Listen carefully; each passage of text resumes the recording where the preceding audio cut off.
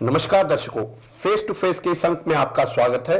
जैसे कि आप जानते हैं कि हर बार हमारे पास कोई ना कोई नई शख्सियत होती है स्टूडियो में। आज भी हमारे साथ गुलाम नबी लोन हंजूरा साहब इस समय मौजूद हैं, जो कि हमारी रियासत के एग्रीकल्चर मिनिस्टर, कैबिनेट मिनिस्टर हैं। और हम इनसे जानेंगे कि इन्होंने किस तरीके से इस सफर को तय किया, किस तरीके से अपने पॉलिटिकल कैरियर को चुना, और अब इस समय एग्रीकल्चर मिनिस्टर है तो एग्रीकल्चर मतलब अन्न जो है एक इंपॉर्टेंट रोल निभाता है इंसान की जिंदगी में। उसको किस तरीके से मल्टीप्लाई करके फार्मर्स को किस तरीके से अच्छा कर रहे हैं, और एग्रीकल्चर डिपार्टमेंट की क्या क्या स्कीम्स हैं और क्या क्या ये अपने टेन्योर में कर चुके हैं, इन सब की जानकारी इनसे लेंगे।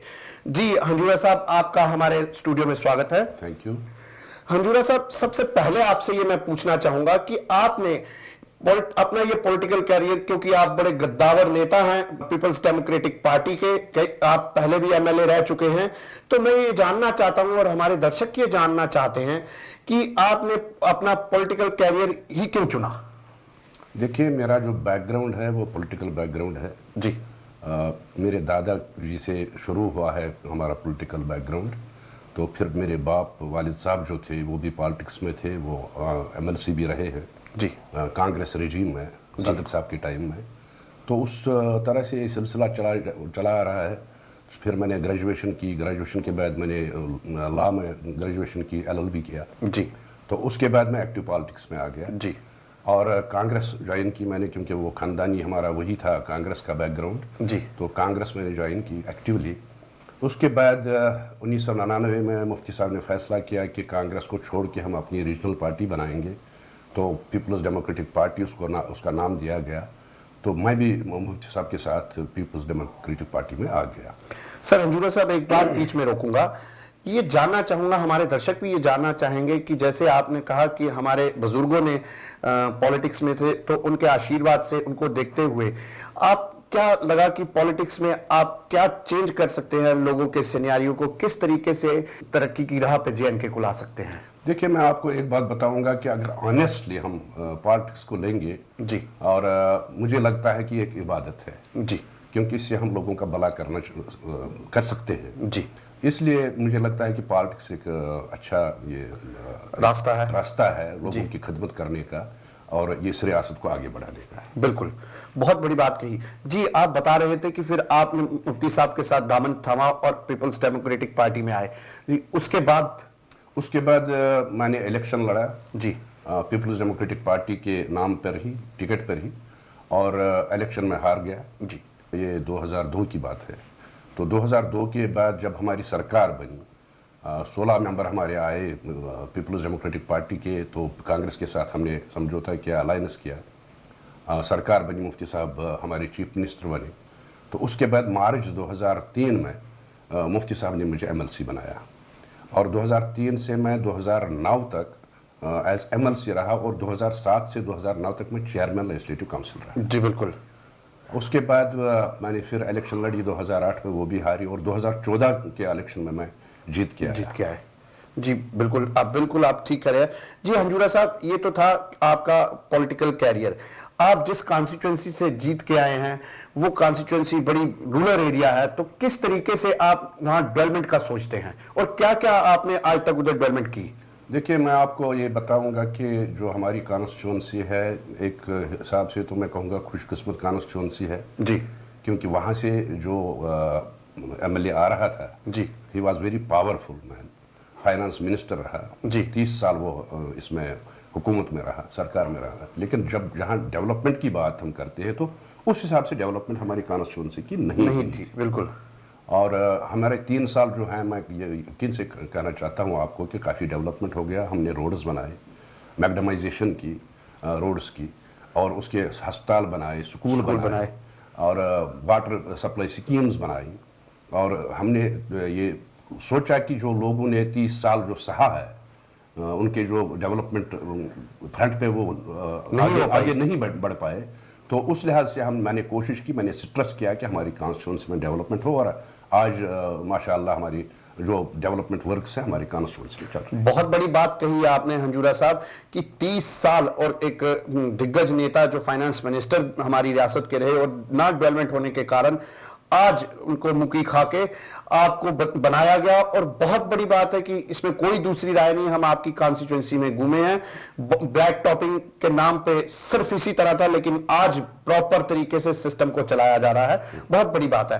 آنے والے سمے میں کیا آپ کا ابھی جو باقی ٹینیور جو اس لیڈرشپ کا پڑا ہے اس میں کیا سوچتے ہیں کہ کس طریقے سے اپنی کانسٹیچوئنسی کو ڈیولپ کریں گے؟ میں آپ کو یہ یقین دلانا چاہتا ہوں کہ جو ہمارے 3 سال اگلی 3 سال ہے, میں نے اپنے لوگوں کو بھی بتایا, اپنے ووٹرز کو میں نے بتایا ہے کہ میں چاہتا ہوں, میرا خواب ہے کہ میری جو کانسٹیچوئنسی ہے شاعر شریف کانسٹیچوئنسی جی یہ ایک ماڈل کانسٹیچوئنسی بنے. بالکل ٹھیک ہے. اور جب 3 سال کے بعد جب الیکشن ہوں گی تو میں ہمیشہ لوگوں کو یہ کہتا ہوں کہ مجھے آپ کے پاس آنے کی ضرورت نہیں پڑنی چاہیے. بالکل صحیح. آپ خود کہیں گے کہ بدلاؤ آیا ہے یہ 6 سالوں میں, اور آپ خود ووٹ دیں گے پیپلز ڈیموکریٹک پارٹی. بالکل بالکل, بہت صحیح بات کی. حنجورہ صاحب اسی کے ساتھ جڑا ہوا ایک اور پرشن آپ سے پوچھنا چاہوں گا. آپ اس سمے ایگریکلچر منسٹر ہیں. ایگریکلچر منسٹر اگر دیکھا جائے تو بہت بڑی منسٹری ہے, کیونکہ لوگوں کو جو کھانا دینے والی منسٹری ہے. تو سر آپ بتائیں کہ کیا ایسی سکیمز آپ نے امپلیمنٹ کی جس سے ایگریکلچر ڈپارٹمنٹ کا قد اونچا ہو سکے؟ دیکھیے میں آپ کو بتاؤں گا, جیسے آپ نے فرمایا کہ یہ بہت بڑا ڈپارٹمنٹ ہے اور تقریباً 70 سے 80% لوگ اس کے ساتھ جڑے ہیں. بالکل. اور ڈائریکٹ ہمارا رابطہ جو ہے وہ فارمر کے ساتھ ہے, کسان کے ساتھ, بالکل, جس کو ہم اننداتا بھی کہتے ہیں. بالکل بالکل. اور ان کے ویلفیئر کے لیے بہت کرنا کچھ باقی ہے ابھی. میں نے سٹارٹ کیا ہے جب میں نے یہ منسٹری سنبھالی مفتی صاحب کے ٹائم میں, جب وہ چیف منسٹر بنے تو اسی ٹائم مجھے یہ محکمہ دیا گیا. تو اب 3 سال ہونے کو آئے ہیں, تو میں نے بڑی غور و خوض سے اس ڈپارٹمنٹ کو دیکھا اور یہ دیکھا کہ ہمارے فارمرز کو کس چیز کی ضرورت ہے. بالکل. یہاں ہمارے فارمرز جو ہیں وہ بڑے بددل ہو گئے تھے. اس میں 2-3 طرح کی پرابلمز ان کو جو ہیں. ایک تو وہ مار کھاتا ہے, اگر ڈراٹ ہو تو اس سے بھی مار کھاتا ہے, بارش ہو تو اس سے بھی مار کھاتا ہے. بالکل صحیح کہہ رہے ہیں. اور اگر خدا نخواستہ فصل نہیں نکلی تو بڑا مایوس ہوتا ہے. سال بھر وہ یہ محنت کرتا ہے لیکن کمائی کچھ نہیں ہوتی ہے. اس کے لیے ہم نے کچھ انیشیٹوز لیے ہیں.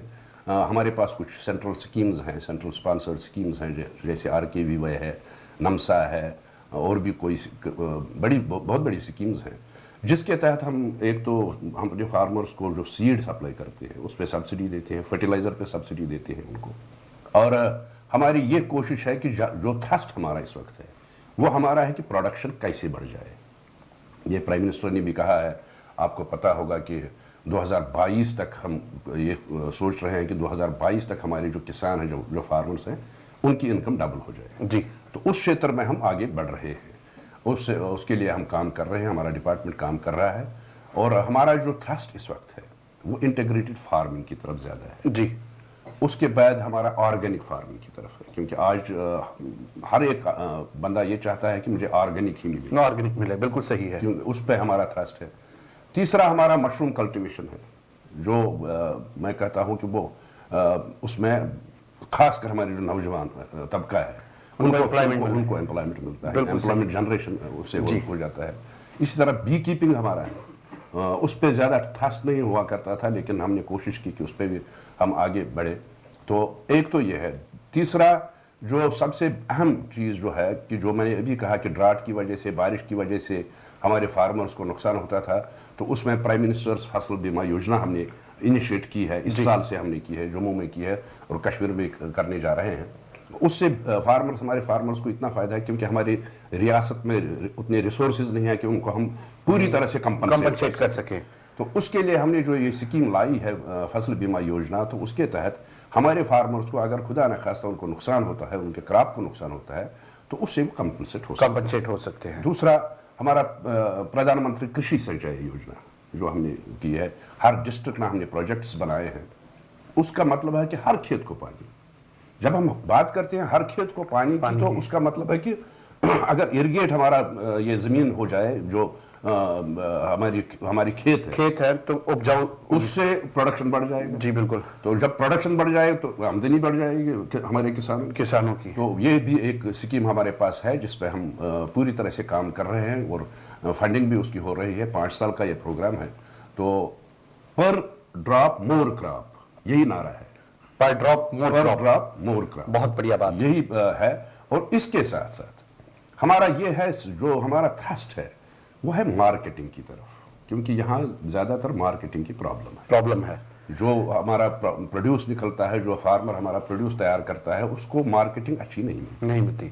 जी अंजुना साहब, मैं ये प्रश्न आपसे पूछने ही वाला था, क्योंकि हमारे जो किसान भाई हैं उनका एक डेपुटेशन हमारे पास आया था और उन्होंने कहा था कि ऑनरेबल एग्रीकल्चर मिनिस्टर जब कभी आपके पास आए तो हमारा ये सवाल जरूर रखिएगा कि हम लोग, जैसे आपने कहा कि हम लोग उनकी लैंड को अच्छा कल्टीवेट करेंगे, इरिगेट करेंगे, पानी अच्छा देंगे, ये सब चीजें तो हो जाएंगी और क्रॉप भी अच्छी हो जाएगी, लेकिन उनका मानना यह है कि जब हम इसको सेल करने जाते हैं तो हमें प्रॉपर उसकी जो कीमत है, जो हमें मिलनी चाहिए, जो हमारी मेहनत है, वो प्रॉपर नहीं मिलती। तो उसके लिए भी कोई ऐसा प्रावधान बनाया जाए। बिल्कुल, और उसके लिए मैं यही कहने जा रहा था आपको कि हमने यहाँ कुछ वैरायटीज हमारे पास है जी पैडी की। एक तो बासमती है जम्मू में, जी, जम्मू बासमती के लिए मशहूर है, आरएसपुर, खासकर आरएसपुर का एरिया जी। इसी तरह कश्मीर में मुश्कबुज्जी हमारा एक ट्रेडिशनल वो क्रॉप है, बिल्कुल है, और इनको इग्नोर किया गया था। उसके लिए हमने क्या किया कि एक तो जम्मू में हमने मंडीज लगाई पैडी के लिए, उसमें हमने मिनिमम सपोर्ट प्राइस दिया अपने फार्मर्स को जी, जिनको पर क्विंटल धान का 850 रुपये मिलता था जी। हमने उनसे इन मंडीज के जरिए 1550 रुपये उनको रेट दिया, डबल रेट किया। बहुत बड़ी बात है। और उससे हमारे फार्मर्स खुश हो गए। इसी तरह जो हमारा वहाँ का है मुश्कबुज्जी, ये एक खास एरिया, जी, हम एक हमारा है कुकरनाग, सागाम उसको कहते हैं। वहाँ के लोग जो हैं वो ज्यादातर वही क्रॉप उगाते हैं, तो उसमें भी प्रॉब्लम ये था मार्केटिंग का। तो हमने पिछले साल क्या किया कि हमने सरकार ने मिनिमम सपोर्ट प्राइस उनको दे दिया और हमने 8500 रुपये पर क्विंटल उनसे खरीदा पैडी, मुश्कबुज्जी। उसके बाद हमने उसकी ये ब्रांडिंग की, पैकिंग की through agro industries development corporation और मार्केटिंग की। और आज तक जो भी हमने प्रोक्योर किया था वहाँ, वो सारा हमने उसकी सारी मार्केटिंग हो गई, मतलब सेल आउट हो गया। बहुत बड़ी इस साल भी हमने वहाँ शुरू किया है प्रोक्योरमेंट। और मैं चाहता हूँ कि ये जो हमारे जो फार्मर्स हैं, इनको जब मार्केटिंग का ये मसला हल हो जाएगा तो बहुत तरक्की करेंगे, बहुत इनकी काफी समस्याएं हल हो जी। जाएंगी। बिल्कुल। उसके अलावा हमने एक प्रोग्राम बनाया है कोल्ड चेन का। जी, हमारी जो यहाँ सब्जियां निकलती हैं, क्योंकि अब लोग ज्यादातर मुझे लगता है कि सब्जियों की तरफ ही जाते हैं जी। तो उसमें एक प्रॉब्लम ये थी कि वो अगर जब उनका क्रॉप तैयार होता था, उनकी सब्जी तैयार होती थी, तो उनको उतनी कीमत नहीं मिलती थी, क्योंकि वो मजबूर हो जाते थे उसको बेचने के लिए कम दाम में, नहीं तो वो खराब हो जाए, क्योंकि ये पेरिशेबल आइटम। जी बिल्कुल। तो उसके लिए हमने एक प्रोजेक्ट बनाया है, एक कोल्ड स्टोरेज का और कोल्ड चेन का। रेफ्रिजरेटेड वैन्स हम लाएंगे, उसका हमने पूरी तरह से प्रोजेक्ट तैयार किया हुआ है, ताकि ये जो फार्मर जो हमारा जो सब्जी उगाता है, ये हमारे स्टेट्स के दूसरे हिस्सों में भी जाए, वहाँ इसकी मार्केटिंग हो, और आउटसाइड स्टेट भी जाए, वहाँ भी अच्छी मार्केटिंग हो और अच्छा उनको दाम मिलेगा। उसके लिए हमने ये कोशिश की है। बहुत बड़ी बात है सर, इसमें कोई दूसरी राय नहीं कि एग्रीकल्चर डिपार्टमेंट में काफी ज्यादा रेवोल्यूशन आया है, और जो हमारे फार्मर भाई, किसान भाई जो अपनी डेपुटेशन लेके आए थे, उन तक भी आपका संदेश ये पहुंचा, और जो आपने किया है कि डबल रेट करके उनको आज सेल आउट कर रहे हैं, तो बहुत बड़ी बात है। इससे हमारे फार्मर भाई मजबूत होंगे। और सबसे बड़ी बात सर कि आज जो अनएम्प्लॉयड यूथ है वो इस तरफ डाइवर्ट हो रहा है, मशरूम कल्टीवेशन एम्प्लॉयमेंट की तरफ डाइवर्ट हो रहा है, ये भी बहुत बड़ी बात है। इसी के साथ एक बड़ी अहम और इंपॉर्टेंट बात पूछूंगा सर, हालांकि ये बात आपके डिपार्टमेंट के रिलेटेड नहीं है, लेकिन आप जम्मू कश्मीर रियासत के एक कद्दावर नेता हैं, कैबिनेट मिनिस्टर हैं, इसलिए आपसे पूछे बिना रहा नहीं जा रहा। सर, आज के इस युग में हमारा नौजवान जो है वो ड्रग्स की तरफ डाइवर्ट हो रहा है, और पड़ोसी मुल्क अपनी स्ट्रेटजी को चेंज करके हमारी जो नौजवान पीढ़ी है उसको खत्म करना चाह रहा है, नस्ल नाबूद करना चाह रहा है। तो किस तरीके के हमें ऐसे स्टेप लेने चाहिए जिससे इस चीजों को खत्म किया जाए और हमारी नौजवान पीढ़ी इससे दूर हो जाए, और साथ ही साथ किसी तरीके से उनको, क्योंकि जो अनएम्प्लॉयड यूथ है, ठीक है, वही इस तरफ भागता है, पहले तो मेरा मुद्दा है कि ड्रग्स को किस तरीके से खत्म किया जाए, और दूसरा हमारा अनएम्प्लॉयड यूथ, हर एक को नौकरी नहीं दी जा सकती, हर एक को गवर्नमेंट जॉब नहीं मिल सकती, तो किस तरीके से वो इस तरफ एग्रीकल्चर की तरफ भी, क्योंकि आपने सही कहा कि 70-80% लोग जो है इसके साथ जुड़े हुए हैं। जी सर, क्या मानना है आपका? मैं आपको एक बात बताऊं कि जहां तक आपने ड्रग्स की बात की, तो इसमें यह है कि जो हमारे नौजवान हैं जी, वो डिप्रेशन का शिकार होते हैं। डिप्रेशन का शिकार इसलिए होते हैं कि उनके पास रोजगार नहीं होता है। जब रोजगार नहीं होता है, डिप्रेशन के शिकार होते हैं, फिर वो ड्रग्स की तरफ जाते हैं जी, जिससे उनका मुस्तकबिल खराब हो जाता है, उनकी जिंदगी खराब हो जाती है, तबाह हो जाती है। तो सरकारी नौकरी तो हर एक को नहीं मिल सकती, क्योंकि हमारी रियासत उतनी ये मैं कहता हूँ रिसोर्सेज हमारे पास इतने नहीं है बिल्कुल कि हम हर एक को सरकारी सर कहीं भी नहीं मिल सकती, कहीं भी नहीं मिल सकती, किसी भी मुल्क में ऐसा नहीं हो सकता है। लेकिन फिर भी हमारी ये कोशिश है, जैसे कि मैंने आपको कहा कि हमारा बड़ा स्कोप है एग्रीकल्चर में जी। हमारा नौजवान इससे भागता है। क्यों भागता है? जो मैंने कहा कि उनको पूरा दाम नहीं मिलता है जी क्रॉप्स का। वो नौजवान कहता है कि मैं क्या करूंगा यहाँ। इसीलिए हमने जो इनिशिएटिव्स लिए हैं, जो मार्केटिंग जो हमारी प्रॉब्लम है उसको हम हल करेंगे। दूसरा हमारे पास स्कोप है कि यही जो मैंने कहा मशरूम कल्टीवेशन है, बी कीपिंग है हमारे पास, या वेजिटेबल जो है वेजिटेबल ग्रोइंग है जी। और इसकी तरफ अगर हमारे नौजवान जाए, मैं आपको एक बात बताऊंगा, जो सरकारी नौकरी के पीछे पीछे भागता है, अगर वो सिर्फ मशरूम कल्टीवेशन की तरफ आए तो उसका मतलब है वो सिर्फ अपने आप को रोजगार नहीं देगा, अपने साथ 10 लोगों को और देगा। बिल्कुल। तो ये कॉन्सेप्ट जो है ये है मतलब 10 परिवार और पालेगा। 10 परिवार और पालेगा जी। तो मुझे लगता है कि हमारे नौजवानों को ये बात समझनी चाहिए, क्योंकि सरकारी नौकरी हर एक को नहीं मिल सकती है। अगर वो इस तरफ आए, एग्रीकल्चर सेक्टर की तरफ आए जी। आजकल इनोवेशंस हैं, नई नई टेक्नोलॉजीज हैं, और जिनकी वजह से हमारा प्रोडक्शन भी बढ़ जाता है, हमारा मार्केटिंग का मसला भी हल हो जाता है। तो अगर इसकी तरफ हमारे नौजवान आ जाएंगे, मुझे लगता है कि ये ड्रग मैनेज जो है ये खत्म हो जाएगा जी। सर इसी के साथ साथ आपसे ये संदेश नौजवानों को दिलवाना चाहेंगे कि किस तरीके से वो देश को आगे बढ़ाए और ड्रग्स को अपने हमारे देश और हमारे जम्मू कश्मीर से दूर भगाए। जी, मैं पहले ही कह चुका हूं कि हमारे नौजवानों को ये चाहे, मेरी गुजारिश है अपने जो नौजवान हैं वो हमारे एग्रीकल्चर सेक्टर की तरफ, क्योंकि हमारे पास काफ़ी स्कीमें हैं, सब्सिडीज हम देते हैं, हर एक चीज़ पे हम सब्सिडी देते हैं। और अगर नौजवान हम आगे आ जाएंगे, हम उनको बताएंगे, हम उनको प्रमोट करेंगे, हम उनको दिखाएंगे कि कैसे वो अपना रोजगार कमा सकते हैं और कैसे और लोगों को भी रोजगार दे सकते हैं। बहुत बड़ी बात है गुलाम नबी लोन हंजूरा साहब। प्रश्न तो आपसे करने के लिए बहुत है, क्योंकि आप एक इंटेलेक्चुअल पर्सनैलिटी हैं, लेकिन समय की नजाकत को देखते हुए आपसे इजाजत चाहेंगे। दर्शकों फिर हाजिर होंगे नई शख्सियत के साथ, तब तक के लिए नमस्कार। धन्यवाद। नमस्कार।